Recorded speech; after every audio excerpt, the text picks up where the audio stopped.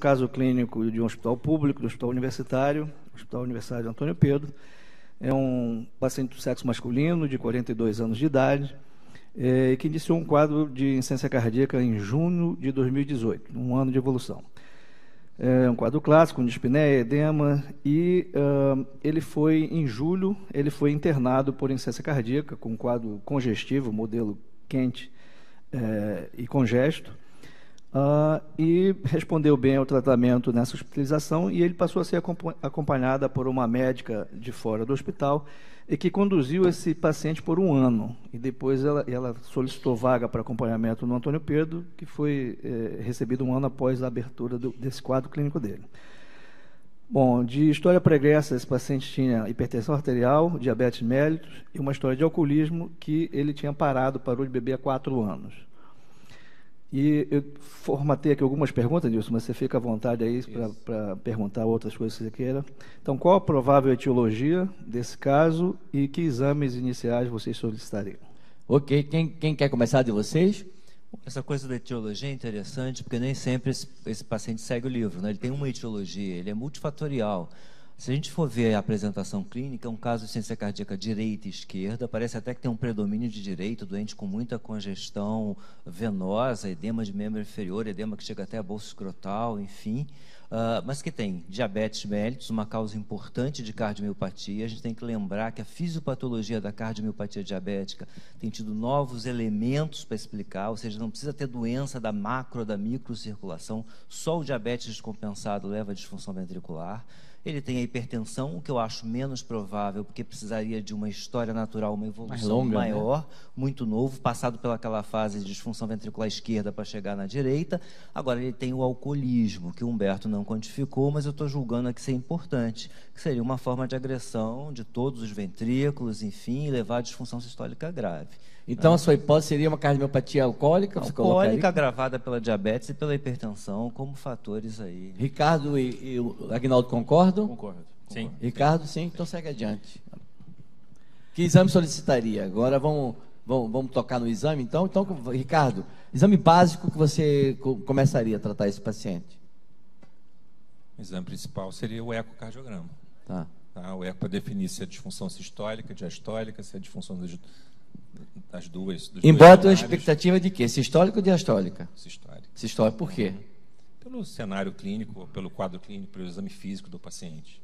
Então, a gente já pode apontar, não precisa esperar o eco para dizer que é sistólica ou diastólica. A princípio, seria... Se tem alguma alteração estrutural de válvula, se tem alguma alteração sugestiva, por exemplo, de um afilamento de alguma coisa, de alguma alteração segmentar. Então, tem muitas informações. O Ricardo falou no eco. E vocês dois? O que você faria agora? Aguinaldo? O eco também, um raio-x de tórax e um eletro, para direcionar se ele tem área cinética, ritmo sinusal, alguma hipertenso diabético, alguma doença coronariana precoce. Você vê o raio-x de tórax como uma peça importante, Ivone, nesse contexto? Perfeita a tua pergunta, porque a diretriz europeia, em algum momento, resolveu colocar o raio-x de tórax lá em segundo Fez um plano. downgrade, né?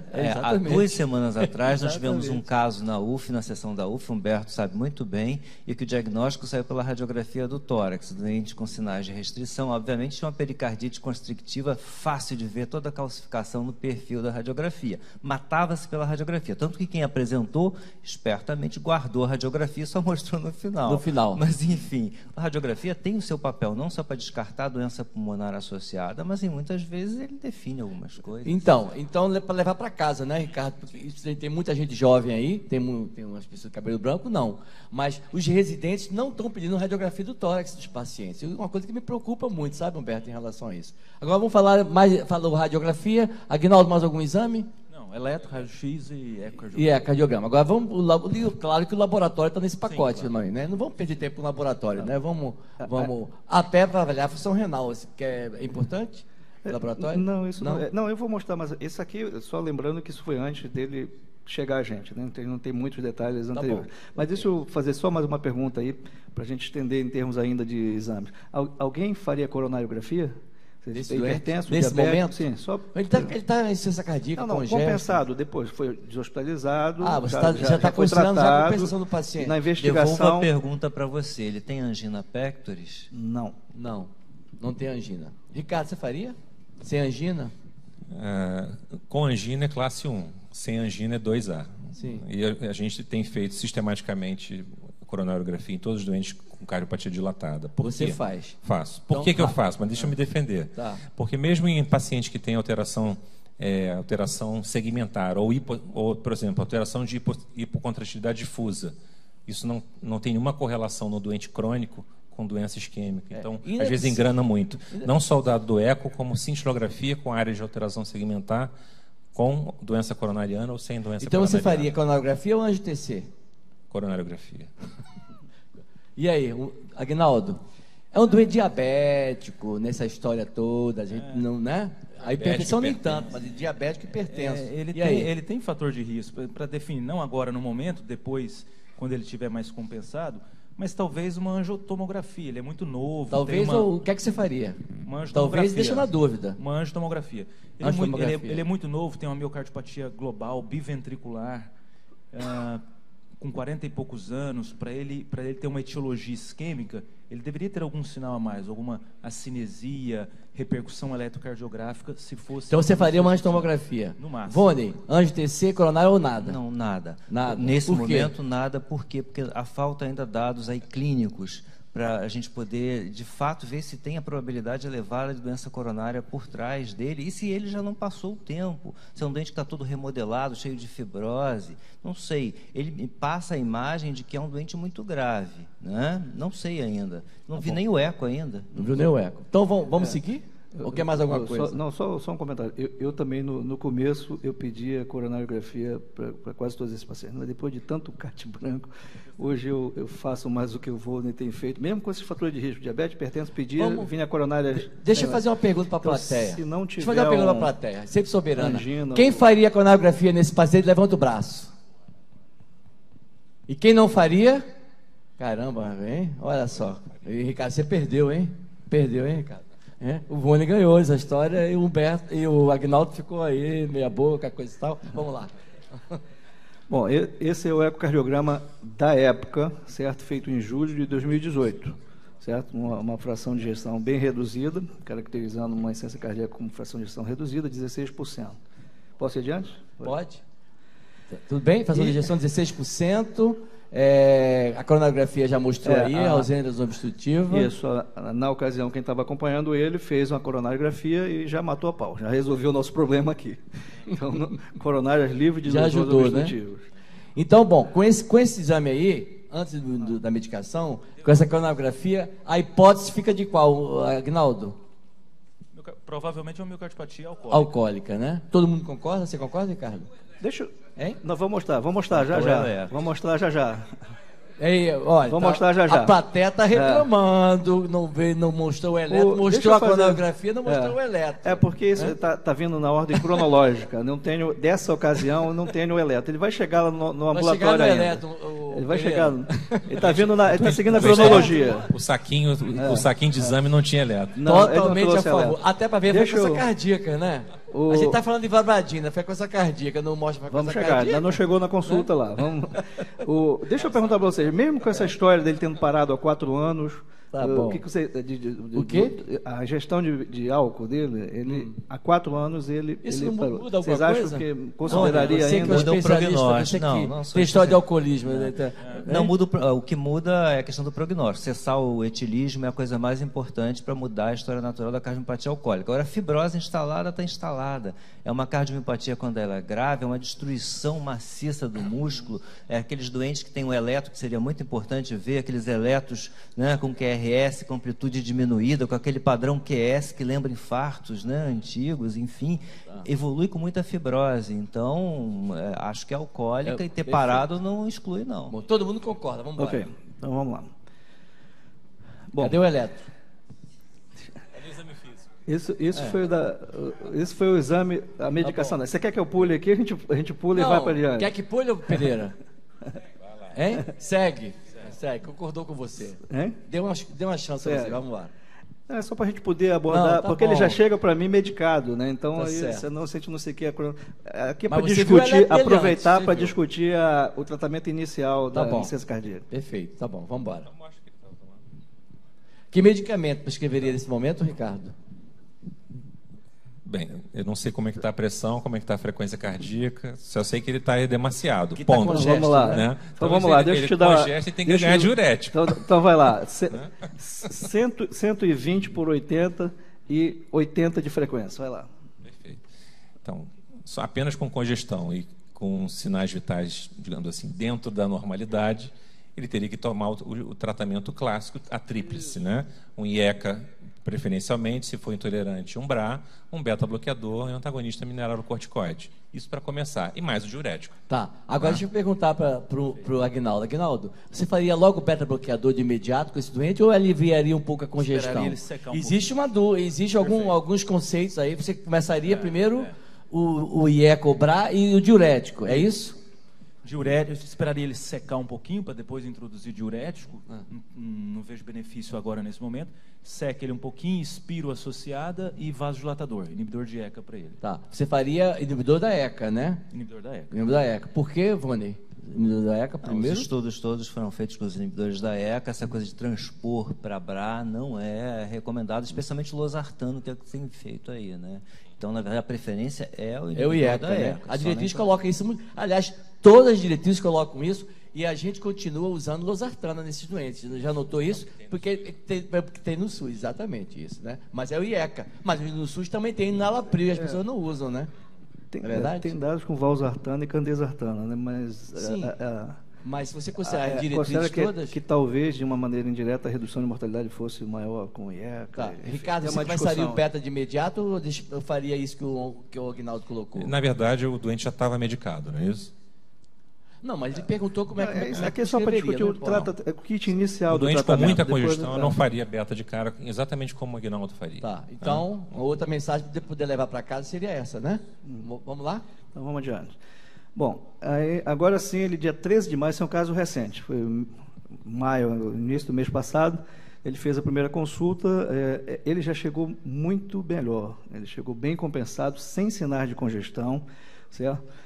Ele até dizia que não sentia nada, você forçando mais e tentando ser mais objetivo nos questionamentos, você extraía ali um classe 2. Certo. Tá? Mas sem sinais de congestão, exame físico, 120 por 80 de pressão, agora sim, vamos... antes do eletro, um pouquinho antes. Essa foi a medicação, a receita que ele chegou, dessa médica assistente dele, chegou medicado dessa forma aí. Vocês querem comentar alguma coisa? Queremos, claro. Quem começa? Eu posso comentar. Começa. Então, é um paciente usando dose otimizada de beta-bloqueador, inibidor de ECA e Spiro, a tríade clássica. É um paciente muito bem medicado. Observe a dose de espironolactona, hein? Exato. Comenta isso. A dose de Spiro de 50, 25 miligramas é o suficiente. A única justificativa para ter 50 é querer manter o potássio um pouco mais alto, porque o poder adicional diurético é muito baixo nessa dose ainda. Associou nitrato hidralazina com inibidor de ECA compatível com um paciente com fração de ejeção baixa e os antidiabéticos orais. Perfeito. Tá. Ok? Então, nessa fase, ele está mais seco e mais compensadinho, mais né? Tá. Se ele tiver... Ele está em termos de sintomas, ele é ambulatorial, né? Isso foi no ambulatório. É ambulatório. Isso é um ano depois da abertura do quadro. Perfeito, perfeito. Tá. Eu queria que o... Acabou? Acabou. Vone, comenta agora de nitrato com hidralazina nesse contexto. Você faria? Bom, parece que é um doente muito sintomático, que provavelmente isso foi feito gradativamente. Esse doente deve ter sido abordagem com a tríplice tratamento, deve ter se mantido sintomático e é válida essa associação. E aqui no Brasil a gente não vê essas diferenças de questões raciais, até porque é impossível se determinar. Então, uma vez que esse doente se mantenha sintomático, tenha pressão, tolere, é válido iniciar. Você deixaria no seu ambulatório, você não trocaria? Sim, não trocaria. Ricardo, você trocaria essa medicação? Não, nesse momento não. Conta os comprimidos todos e fica no lado do doente. Contando esse aspecto, sim. Não, eu tô na verdade, na sua prática na médica, minha prática, né? hoje eu trocaria o enalapril, nitradalalazina, pelo sacubitril valsartan. Tá. Mas é um doente SUS. É doente SUS. O Beto está colocando doente SUS. Desse doente, né? Não, tá bom. Outra coisa. Análise clínica também de metformina com a glibeclamida. Tem o doutor Amélio Godoy de Maza, assim, olhou, chega a torceu o rosto aí, né, coisa aí. E aí, o que você faria? Você trocaria? Vamos supor que você não tá no SUS, o doente está no teu consultório. O que você faria com esse doente? Não, considerando que ele chegou para o Humberto praticamente assintomático, eu primeiro checaria a glicada dele, antes de pensar em qualquer coisa. Qualquer coisa. Fez a glicada está em 7,1. A glicada está elevada, eu teria que mexer no esquema. Eu poderia ajustar um pouquinho a dose da sulfa ou trocar ou associar uma outra droga. Outra droga. Vamos discutir essa outra droga para cá, que o simpósio é de outro. Vamos embora. Vamos adiante. Vamos adiante. Não, vamos discutir. É de outro. Vamos e nós não temos tempo, hein? Vamos adiante. Então, esses eram os exames dele dessa consulta, né? Nessa primeira abordagem, um NT-proBNP de 450, tinha uma glicemia de jejum de 96, a função renal boa, ok? Nada que chamasse atenção. Vamos lá. Finalmente chegou o eletro. Pereira, o eletrocardiograma. Aí querem comentar uma análise rápida do eletro, Vone. Aí, porque tá difícil de... Fala aí, uma coisa que a gente taquicárdico, que a gente vê, frequência de 108, tá lá. O Marcelo me pediu para não discutir o eletro por causa do tempo. Não, tudo bem. Mas não chama muito atenção as outras coisas. O que chama atenção aí é a frequência cardíaca de 108. É isso que você quer chamar. Que nos deixou incomodado, né? Um paciente aparente com poucos sintomas, sem sinais de congestão e com essa frequência. Tá, olha só, eu queria chamar a atenção. Volta ao slide anterior. Será que esse doente não está muito vasodilatado, não? Olha lá. Olha o nitrato com hidralazina, o enalapril. Está tomando 40 mg de enalapril, né? Tomando nitrato com hidralazina. Agora volta para o eletro. O que vocês fariam? Vocês reduziriam a dose dessa medicação? Trocaria por alguma outra? Colocaria ivabradina? É isso que eu queria saber de vocês. Esse é um paciente que no consultório é um classe funcional 2, que a tendência nossa é de inércia achar que está tudo bem com ele. Isso. Né? Aquela estabilidade, estável, entre aspas. A gente tem a falsa impressão de que está tudo bem. E é um paciente que a qualquer consumo excessivo de sal ou infecção viral, ele descompensa e interna novamente. E assim como a gente buscou a meta de hemoglobina glicada para diabetes, busca a meta de hipertensão, de pressão para hipertenso, a gente tem que buscar a meta da IC, que foi o que o Ricardo bem colocou, que é frequência cardíaca entre 50 e 60, mas certamente menor que 70. Então, o próximo passo aqui não é digital, é prescrever ivabradina 5 de 12 em 12 para ele. 5 miligramas de 12 em 12. Não acho que seja vasodilatado demais, porque ele vem mantendo uma pressão boa. Tá. Aí você colocaria mais 2 comprimidos para o paciente. Estamos contando os comprimidos aí. Na verdade, o doente com insuficiência cardíaca, ele tolera bem nitrato de hidralazina sem aumentar muito a frequência. Diferente, por exemplo, do modelo de hipertensão arterial. Perfeito. Agora, eu quero dizer uma experiência minha. Ninguém prescreve essa quantidade de comprimido, o doente toma 100%. Na prática médica, no dia a dia, duvido. Quem disser que toma, está mentindo. Não toma. Não toma. É isso que eu queria que vocês pensassem. Vone?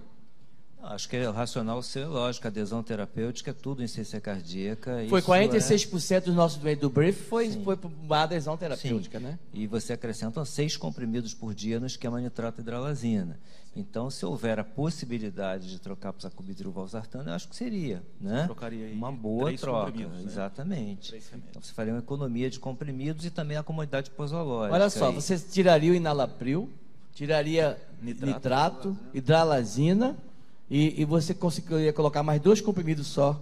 E ainda teria a chance de você poder trabalhar melhor a ivabradina nesse contexto. Então, eu acho que a gente tem que pensar não somente em SUS, né, como também na prática médica que a gente pode utilizar no nosso dia a dia. Tem que pensar nisso, né? O que você faria? Eu faria exatamente isso. Se o paciente tivesse recurso, eu faria a troca. Se ele não tivesse recurso, a minha prioridade seria ivabradina. Por quê? Porque 108 de frequência é extremamente deletério, mesmo para um doente com coronários normais. Certo. Perfeito. Humberto? Bom, já foi discutido.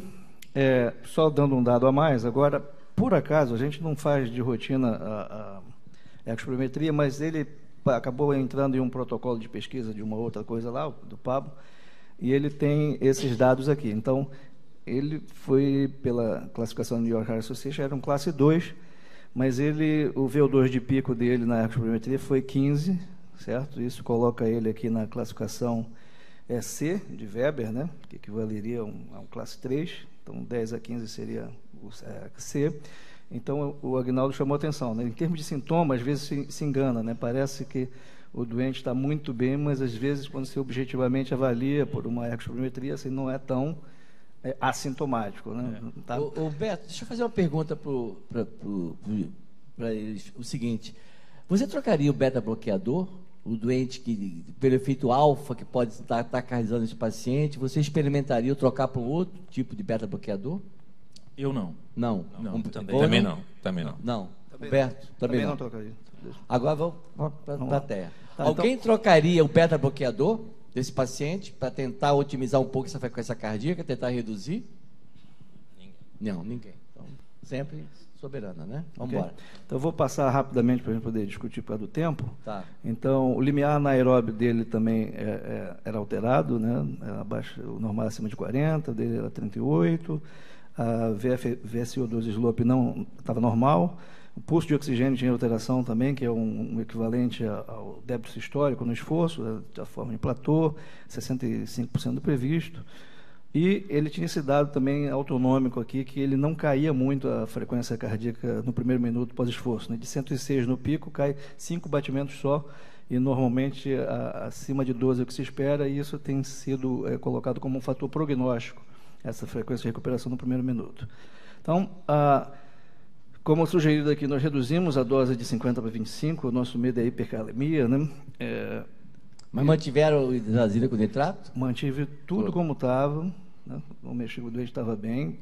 Pode ser até que a gente modifique mais adiante. Sei. Mas nessa primeira consulta, o que eu fiz foi acrescentar a ivabradina, 5 mg de 12 em 12, marquei o retorno com um mês, certo? Tomei a decisão da ivabradina baseada naquele eco, na verdade que era de um ano atrás, mas a gente solicitou, ele acabou fazendo um eco precoce, isso foi na segunda-feira, por causa do protocolo. Na quarta-feira ele fez um eco lá no Antônio Pedro, que eu vou mostrar já. Após estável, sem queixas, né, um mês depois, sem edema, pressão arterial 122, 78, vou mostrar do eletro agora. A frequência caiu para 72. 72. Bom, e agora? 72 está bom, Aguinaldo? Ou você queria ficar ótimo? Ficar ótimo. Aí a gente tem que, da mesma forma que a gente otimiza antidiabético e antihipertensivo, a gente otimiza a ivabradina também. Então você aumentaria a ivabradina? 7,5 de 12 em 12. 2 vezes. 2 vezes. Vone? Não, perfeito. Essa é a conduta, alvo de ficar entre 50 e 60 essa frequência. Mas o Ricardo mostrou que 70 não mostrou nenhuma diferença. Não. Frequência cardíaca 70 e 75 mostrou que sim. Não, aí ficou no limbo, entre 70 e 75. É isso que eu queria que vocês comentassem isso. É bom saber de onde surgiu esse ponto mágico de 70. Isso é bom que se explique, né? E outro ponto também importante, que vale a pena falar para a plateia, principalmente os mais jovens, é o seguinte: como é que você conduz o doente? Frequência cardíaca é muito variável. Se o doente acabou de chegar no consultório ou no ambulatório e você já entrou e sentou, a frequência cardíaca vale essa ou vale depois? Entendeu? É um dado importante isso daí, hein? Sim. E aí? Então, na verdade, o corte de 70 foi o corte do protocolo SHIFT. Sim. Mas quando eu mostrei aqueles vários estudos, além do SHIFT, como por exemplo do Everest, do Icend, né? Quanto menor a frequência cardíaca, maior o benefício. E no SHIFT, a meta de frequência era entre 50 e 60, e os doentes com as menores frequências tiveram maior benefício. A gente viu isso então, lá, né? A gente trabalhou no SHIFT lá na UERJ, né? A gente via claramente, era o estudo duplo cego com placebo, a gente sabia, pegava no pulso, estava com 56, 60 de frequência.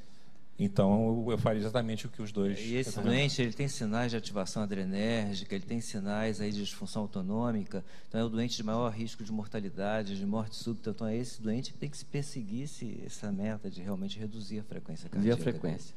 Humberto? Só esclarecendo, né, que são dois parâmetros de frequência cardíaca. Um é o basal antes da medicação, para você ter o critério de iniciar, que por diretriz é maior ou igual a 70. O outro é a meta, que é colocar em 50, 60. E o tempo você achou necessário para você aumentar a dose? Qual é o tempo que você normalmente utiliza? Um mês? 2 semanas? Como é que você faz? Eu uso um mês, mas se você for ler o protocolo do SHIFT, na verdade fizeram em 14 dias. 2 semanas. Em 14 dias já tem uma redução significativa da frequência, porque a ação é muito rápida, né? Porque é eletrofisiológica, é diferente de beta. A gente fez um estudo com piridoximina, o professor Pereira Barreto participou da banca da tese da Aline, que levou 3 meses para baixar a frequência cardíaca, e a ivabradina se comporta igual como foi no SHIFT, no estudo, você lembra a curva, Voden participou dessa banca. Então, com 14 dias, cai em média, né, no Chile foi 80, cai para 65 já com 14 dias. Não, olha, reduz rapidamente. Quer ver um detalhe? Não tem nenhum trial disso, nenhum estudo. Tem gente que usa a ivabradina para fazer angiotomografia de coronárias, usando na véspera do paciente. Quando o doente não pode tomar beta-bloqueador, ele já faz isso. Tem um colega, não vou dizer o nome, porque ele não me autorizou, ele usa na véspera, já dá 5 miligramas do doente, na véspera, 2 doses de 5 e uma dose de 5 no dia do exame. Ele disse que é uma beleza, a frequência cardíaca fica tranquila e é muito, muito prático, né? Vocês fariam com 2 semanas ou com 4 semanas a mudança da dose? De 2 a 4. 2 a 4, né? Eu acho que fica aí a critério de cada um, né? Vamos lá? Bom, isso eu não sei porque ficou agora para ter mostrado antes. Esse foi o eco que ele fez agora, né? Isso aqui, lembrando que foi após 1 ano de uso de beta, aspirono, já todo medicado, e aquele foi um exame externo, provavelmente com Tycholt, esse aqui foi fração de injeção por Simpson, veio 35% atual. Bom, melhora considerável, tinha 16, né? Aqui já discutimos, acabamos discutindo isso aqui.